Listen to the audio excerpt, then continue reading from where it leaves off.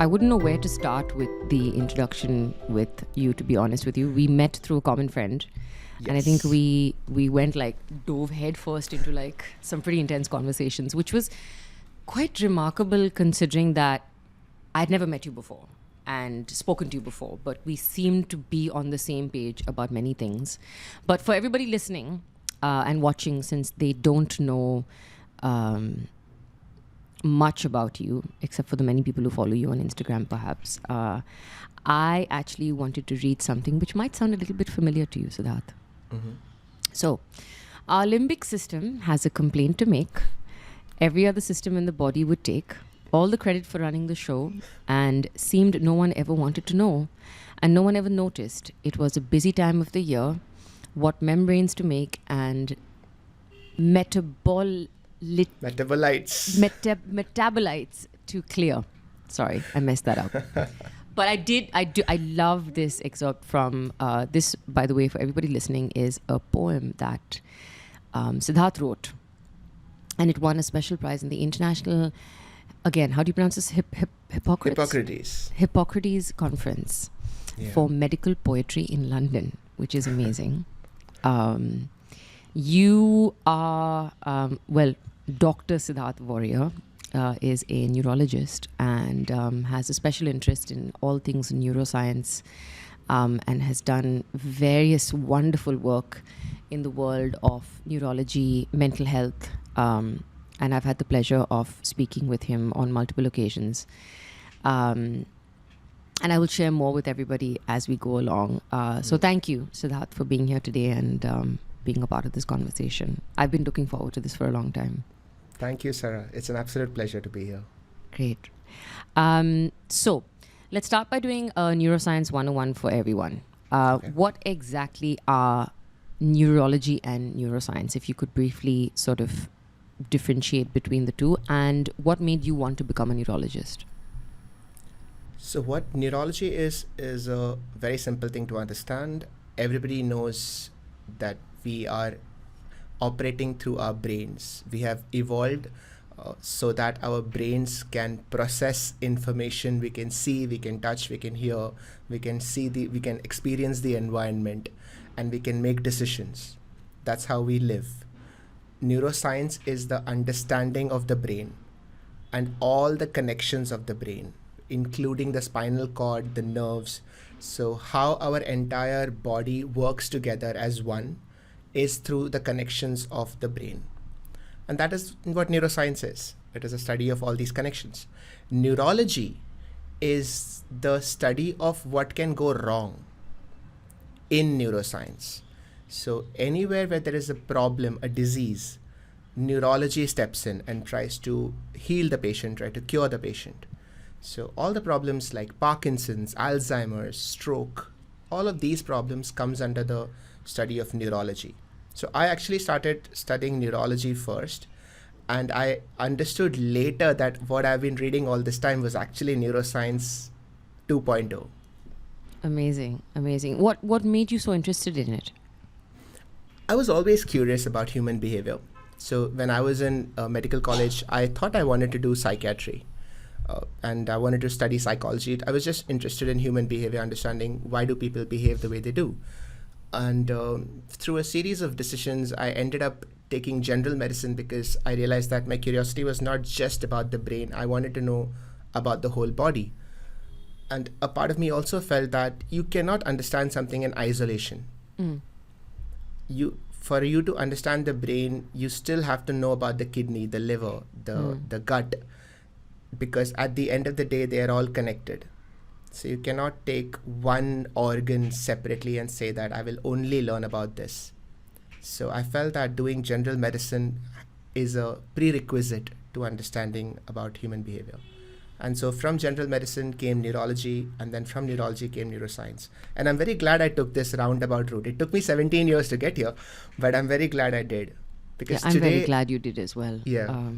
It's been very eye-opening for me to have conversations with you about the same. I've also been very curious about everything human behavior related. And I think that what you said was so interesting, that you can't find out about the brain or the neurons in the brain without finding out about the rest of the human body. And I think that one of my most favorite words is holistic, right? You need to find a holistic approach towards everything in life.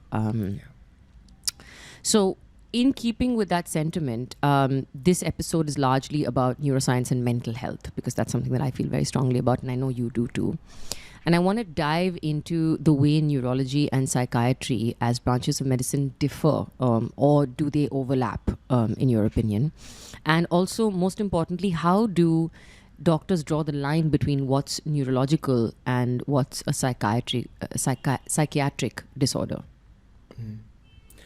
So the way that I approach this is, we started off looking at these things separately.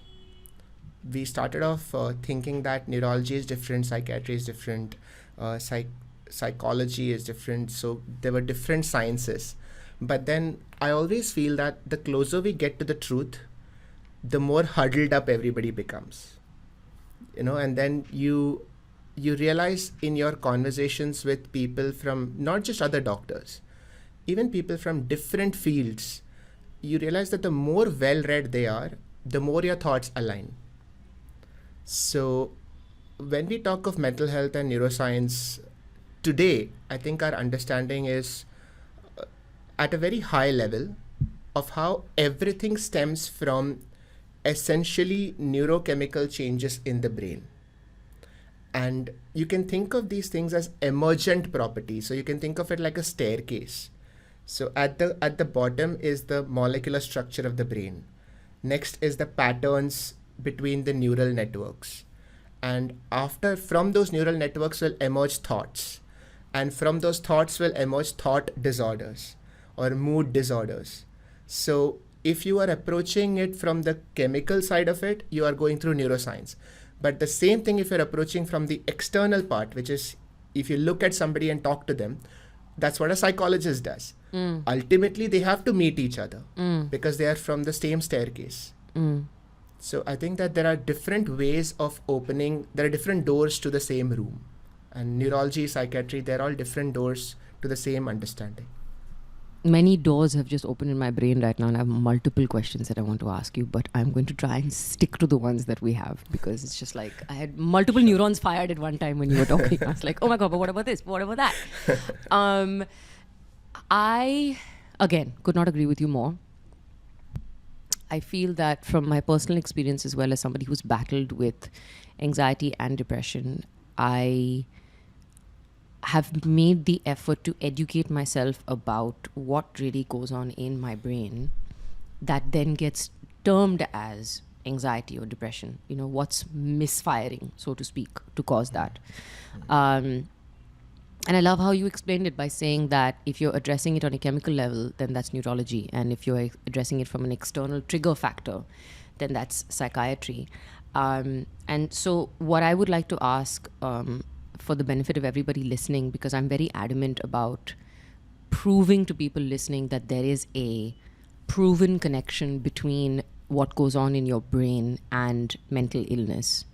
I would like to hear this from you. Are there any actual changes in the brain and the nervous system when you experience mental illness like depression, anxiety, OCD, etc.? There is. This took us time to understand. And this was a very recent, development. 50 years ago, we didn't really know about this. And there is a reason why mental health was such a misunderstood subject. Because in all other fields of medical science, you can see actual changes. So if somebody is an alcoholic and they develop liver cirrhosis, you can cut open the liver and see that a healthy liver looks like this, a diseased liver looks like this. But if you look at a depressed person's brain and a so-called mentally healthy person's brain, from the outside they look similar. But in the last 20-30 years, because of the advances in our radiology, in the way we scan the brain with the MRI sequencing, we have now understood that there are specific areas of the brain that can undergo degeneration or atrophy. That means they actually shrink in size, they work less. And that leads to actual physical changes in the body and in the behavior, which we didn't really understand why before. Like, for example, a depressed person will find it difficult to remember new things. And earlier they would be very sharp. They would have been able to remember things very easily. And then after 2 years in depression, now they can't focus, they can't concentrate. And we didn't know why. And so you would end up telling that somebody should just try harder. But that's not fair, because there is a part of the brain called as the hippocampus, which stores long-term memory. And this actually shrinks in depression. So quite literally, there are physical changes that prevent that person from functioning in the way they were used to. The good news is that with proper treatment, this is reversible. Yeah, I think I went into a deep moment of thought there, because I was relating it again to what happened with me and how my personal relationships suffered when I was diagnosed with depression, because I was incapable of really being present with a few very close people in my life, and they just couldn't get why. Practically they knew I was depressed, but because there's so much of gray area and just complete misinformation about what goes on physically when one is suffering from depression and mentally, they could not just come to terms with it. Like, it wouldn't fit. It's like, okay, I get that you're depressed, but why can't you just be with us and be present? Because look, we're happy. We're in a happy environment. Why can't you be happy, right? Whereas if, God forbid, I had been diagnosed with a terminal illness and I was in a happy environment, there would be no pressure on me to be happy, because, oh no, you have a terminal illness, right? Because there is physical proof. So I'm really it's very reassuring for someone like me, or the thousands and millions of people out there who are suffering, to hear this. And for people who are trying to support them to hear this as well, because I think you just, that amount of compassion just increases when you understand really what's going on in that person's brain. So thank you. And I want to draw a little bit of attention to the series that you do called the Neuroscience of, and you've taken on subjects like neuroscience of emotion, hate, nostalgia, creativity, learning, and so on. So how about we do a bit of a rapid fire? All right. Which is meant to be an educational one. So I'll give you a prompt, and you have to explain it in the most basic way possible. I know this is hard for you and me to do, because you and I can, as I've warned my producers, we can talk to till the cows come home. But let's try. So explain in the most basic way the neuroscience of happiness. This is unfair, because I have recently started realizing that happiness is a scam. How dare you? Have you seen my yellow background? How dare you? Now I'll explain very quickly. I'll very quickly explain why. Yes. What we usually associate as happiness is usually a spike in dopamine in the brain. By definition. Yeah, Sidharth, don't make it sound so you should hear me talk of love. Oh no, I'm not asking you that question. The eternal romantic does not want to know. Okay, no, I'm sorry I interrupted you again, but yes, it is a spike in dopamine, which I know, but I'm just whatever. Right. Okay. Now here's the catch, all right? And what is really interesting to me is that this has been known for a very long time. And when I say long time, I mean from the time of Bhagavad Gita. In fact, there is a verse in this that actually talks about the two kinds of happiness. One which is temporary and one which is permanent. It lasts. Okay. And most of what we call as happiness is the temporary kind. Look, I got a new iPhone. Oh, look, I came first in my class. Oh, look, I got a new car. Look, I got a pretty girlfriend, or whatever. So those are transient spikes of happiness. And we wonder why is the spark in the relationship gone after 6 months? It is because what we associate as spark is that transient rise. So as long as we are chasing that, by definition, it will also go away. And so we will chase the next one. We will always want that next dopamine spike, because that's what we associate happiness as. And anything else that you chase and it just disappears by itself, wouldn't you call it a scam? If somebody were to give you 100 rupees and tomorrow that 100 rupees is gone, wouldn't you call that a scam? That's kind of like the analogy of the dangling a carrot in front of a horse, in front of a race horse, right? Right. Because the horse is never really going to get it. It's just and it's a disappearing carrot. Running towards this thing. Yeah. So that's why I feel like it's a scam. I'm not going to use the word scam, because that's just I have an entire alternate profile related to feel good things. You can't now be like, oh, buddy, it's a scam. No, It's not going to fly. I'm going to tell you something else though, something that will give you a positive outlook to this. Okay. Well-being is not a scam. Okay. So I feel that our focus should shift from happiness towards well-being, because happiness automatically follows well-being. And that is our quote for this episode. Mm. Can you say that again, please? That was beautiful. So well-being is not a scam. So if you focus on well-being, happiness will automatically follow. I love that. I absolutely love that. Okay. Now that we've... I'm not going to call this a rapid fire anymore because we've just eaten into the time. That ship has sailed. Yeah. Okay, but try. Bear with me. All right. Neuroscience of sadness. So sadness is essentially when we are coming to terms with loss. Okay. Right? So sadness and grief are two emotions on the same spectrum. Okay. Anything that we lose, sadness is us coming to terms with it. Okay. And Understood. loss is inherent. Loss is a part of life. Everything is open to loss. Yes. And sadness is us constantly re-evaluating our priority lists and trying to come to terms with the new world order. Got it. Okay, great. Neuroscience of anger. Ooh.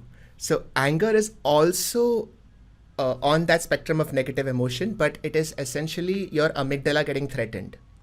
So if you feel that somebody's coming to attack you or somebody's coming to kill you, the first spark is fear. So fear precedes anger. If there is no fear, there is usually no anger. Mm. And then that fear can get diverted into either running away, that is the flight response, or the fight response. So both of them are part of the sympathetic nervous system activation, that is the autonomic nervous system activation. So every time you feel threatened, basically, anger can... So it can be even somebody threatening your worth, right? Like you can be angry at somebody for not returning your call because you feel that they're not respecting you enough. Okay, got it. Neuroscience of anxiety. Similar to the neuroscience of anger, which is that it starts off in a similar way, that there is threat.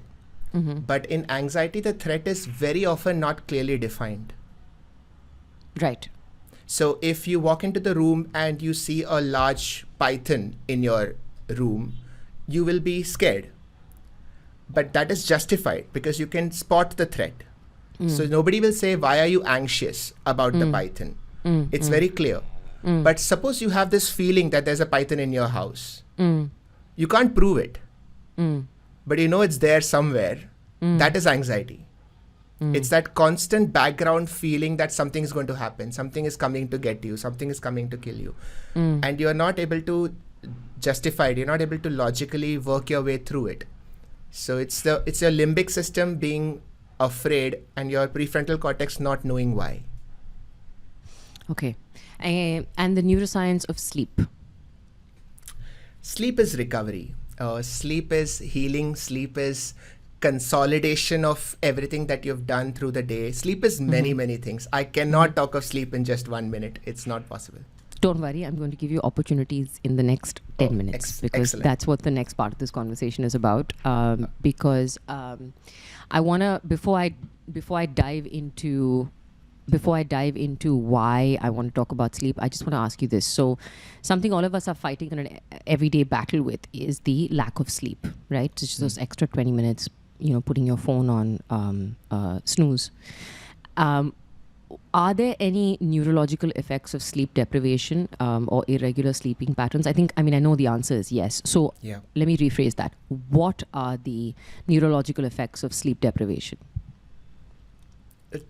Too many, actually. But let's talk for a minute about what sleep does. Throughout the day, we are spending energy. We are gaining information. We are seeing a lot of things. We're experiencing a lot of things. All those networks are still on an active phase. They are still processing information. When you sleep, your prefrontal cortex actually gently slows down and shuts down. And that is the time when your primitive brain gets an opportunity to rewire those networks, connect networks that otherwise would not have connected, form new ideas, and try to place all these new pieces of information into their correct places. That is how new memories are formed. That is how memory is consolidated. So as a student, for example, if you're studying all day, but if you don't sleep, then 1 week later, you might find it difficult to remember all of it. Because that's how long-term memory is coded. It's so funny you say that, because there's a lot of kids complain about studying for like weeks before the exams and then going blank when they actually show up for the exam paper. Yeah. Yeah, it's the importance of sleep cannot be overstated for a student. Yeah. Because it's as important as the studying bit. You know? So when you don't sleep, what actually happens is that your body kind of builds up on its threat level. So if you don't sleep for 1 day, 2 days, 3 days, gradually there is a build-up of threat. And in fact, there have been animal experiments where rats have been not allowed to sleep and they died. Just through lack of sleep. Nothing else. They were fed, they were given water, they were given everything else. Just lack of sleep and they died. So quite literally, if you don't sleep, your life is in danger. Now, how much sleep is required is a different topic. But then usually I would suggest that 6 to 8 hours for everyone. There are very few people who should train themselves to, sleep less than 6 hours. 6 hours is the minimum. I find this very disconcerting when I meet people who are like, yeah, I don't need more than 4 hours of sleep. I'm fully like... and it's something that they talk very proudly of. They're like, oh, I only sleep for 4 hours. I'm hyper productive. I'm this, I'm that. I'm like, I don't know, buddy. I'm not sure. I'm not sure I buy that. I wouldn't recommend that because whatever is your productivity level, chances are that you can probably do more by sleeping properly. So I wouldn't recommend anybody sleep for less than 6 hours because anyway, as you age, the amount of sleep that you can get is decreasing. So if you start off with 4 hours, then pretty soon there will be an accumulative damage. So it's always better to stick to a healthy 6-hour schedule, 6+ hour schedule. Now, to answer your question, what happens? Cortisol level is a hormone that deals with stress. So the less sleep you get, the more cortisol buildup happens in the brain. And cortisol is the hormone that is directly connected to all mental health problems like depression, anxiety, even diabetes, hypertension. So all these are actually part of one big family of problems. Got it. Yeah. Okay. So now I'll get to the part why I wanted to discuss sleep is because, as you know, I had COVID in December, and one of the things that went for a complete toss was my sleep. Because I was sleeping through the day and then not being able to fall asleep at night. And then, as you also know, because I reached out to you during that time, I developed severe panic attacks that went on for 9 nights in a row, which landed me, as you know, in hospital. And it was quite scary, and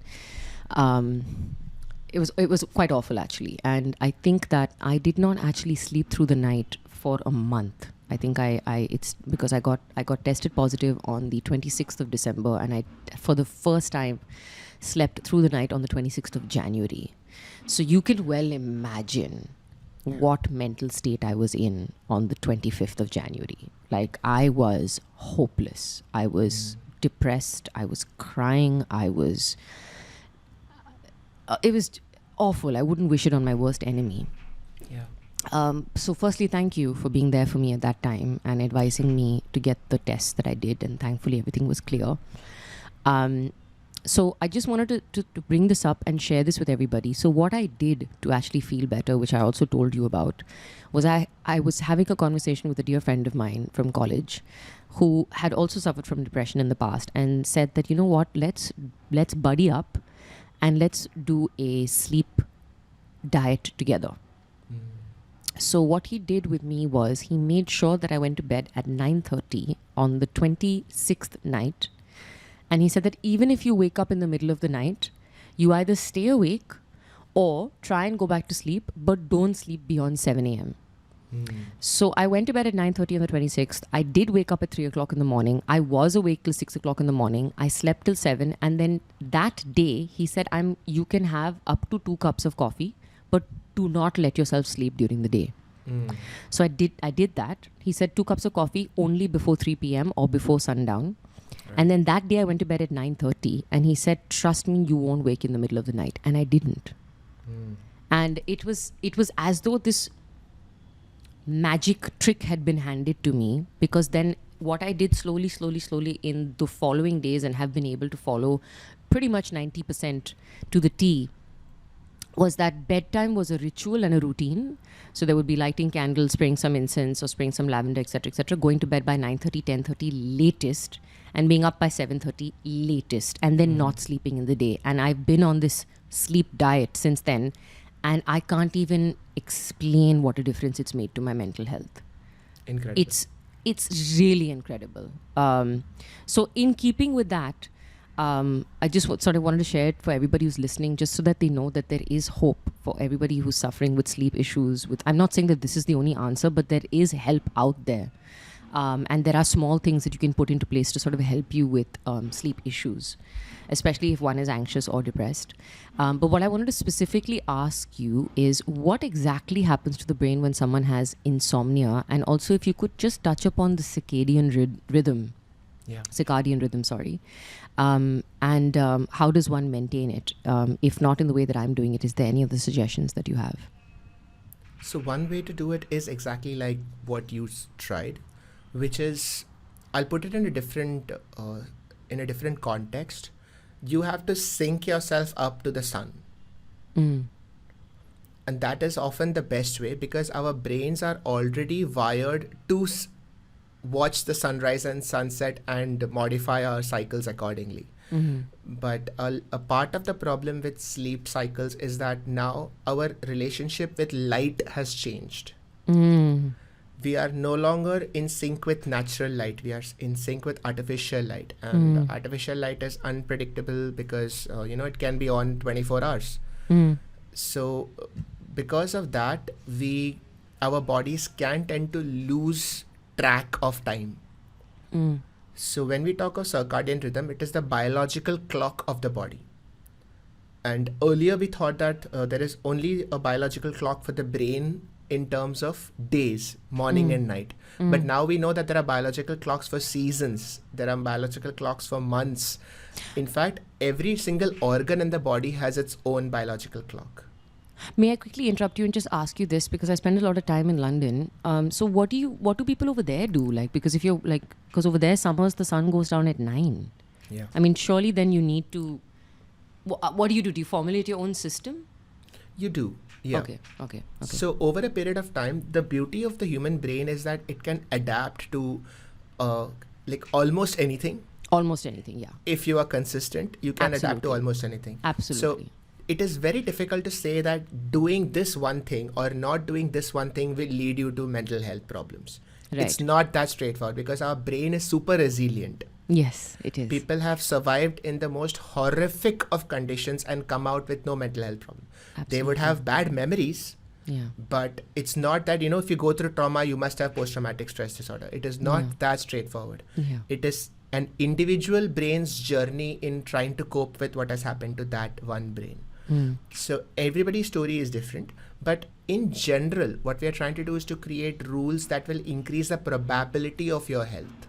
And so one of the things to do is to sync up your brain to sunrise. So if you can be up by the time the sun comes up, it would naturally give your body a rhythm to keep the rest of the day on. And so you will naturally sleep earlier. You will naturally end up probably fasting for 12 hours, which is also a very important part. Yes. So the link between food and sleep is very vital. Yeah. So if you are eating just before going to sleep, that's probably not a good idea. Yeah. So you should try to have your last meal around 3 hours before you go to sleep. Yeah. That also makes a difference. Yeah. Thank you. I cannot emphasize the importance of a healthy sleep ritual, diet, as I like to call it.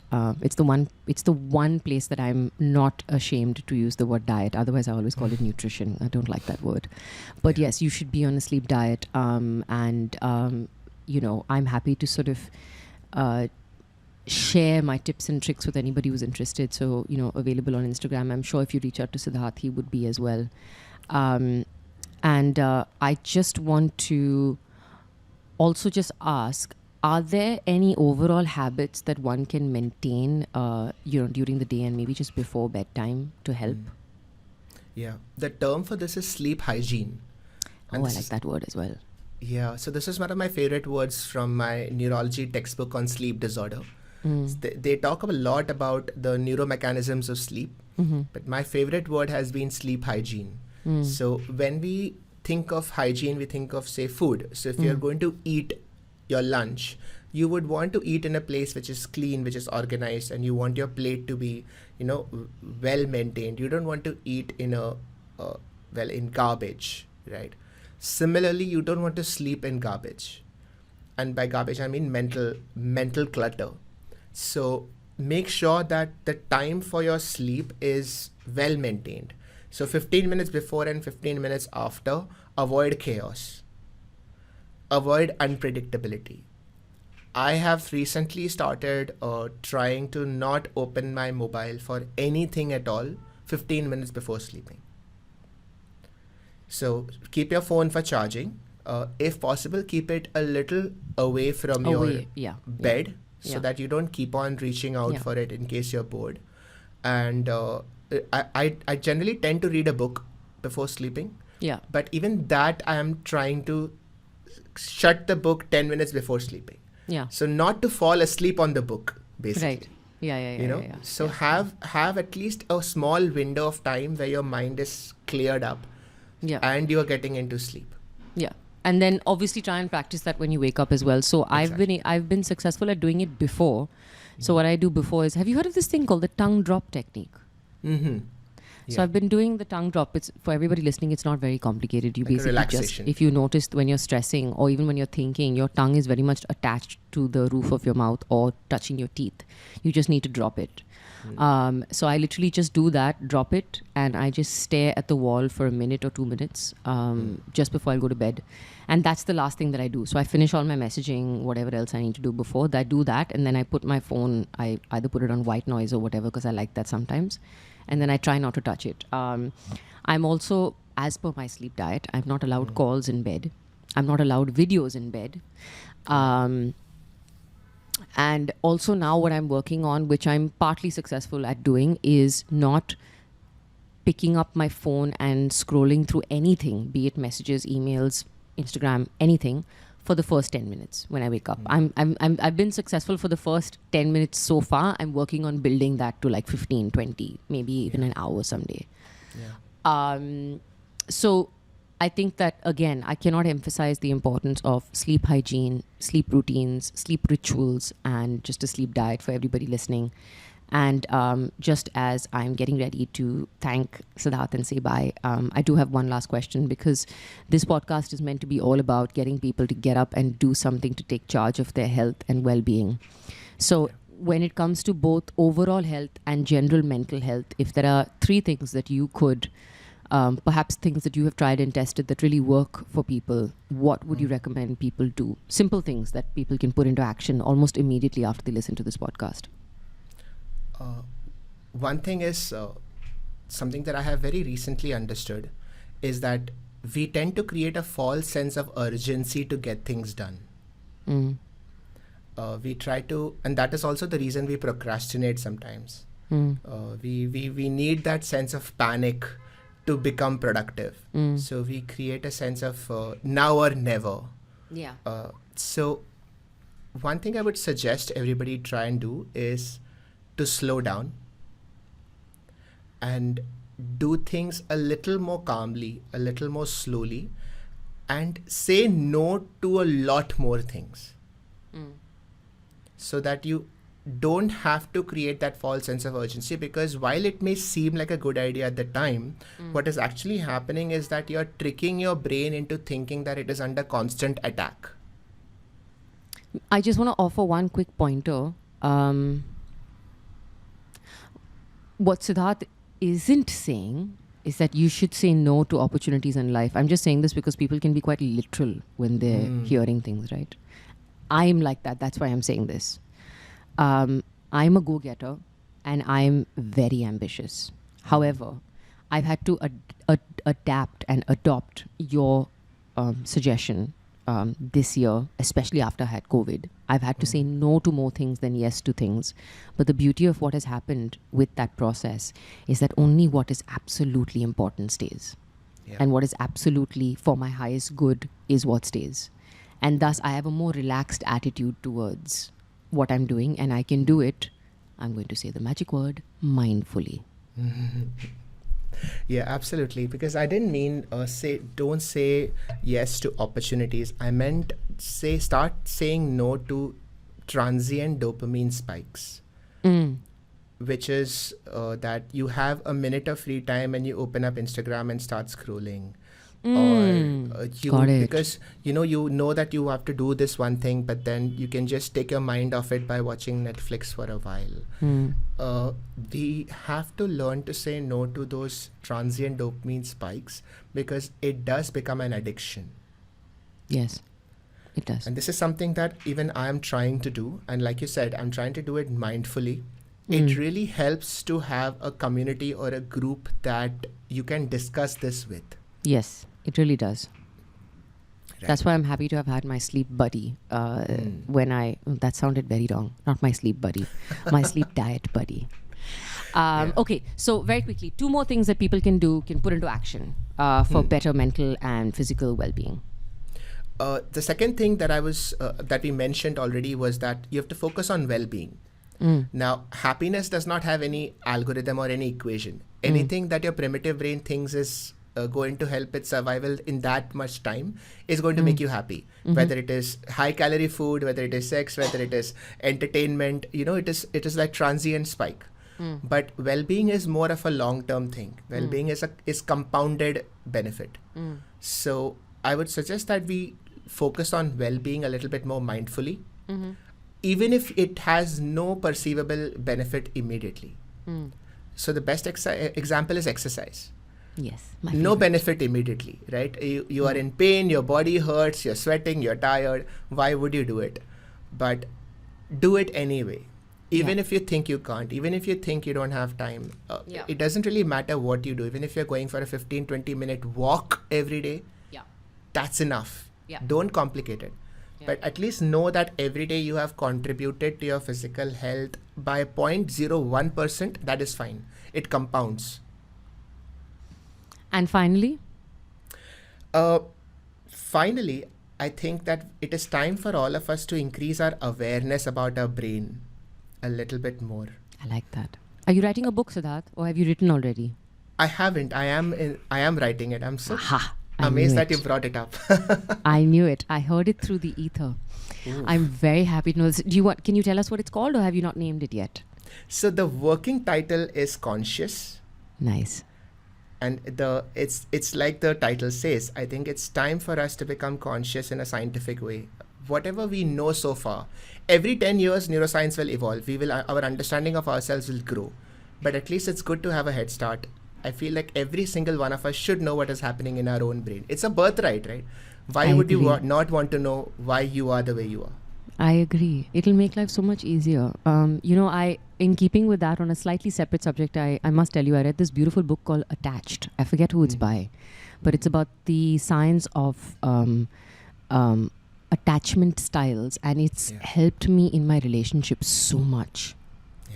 So basically, anything, Will Smith says this all the time, anything that you want to do, try, be, someone's written a book about it already. So you might as well just go and read about it. So anyway, thank you. This has been absolutely wonderful. I could talk to you forever. Likewise. But in interest of boring everybody else to death, we shall not do that. I hope you guys have enjoyed this conversation as much as I have. Sidharth, thank you so much for your time. It's been an absolute pleasure. My brain is very happy.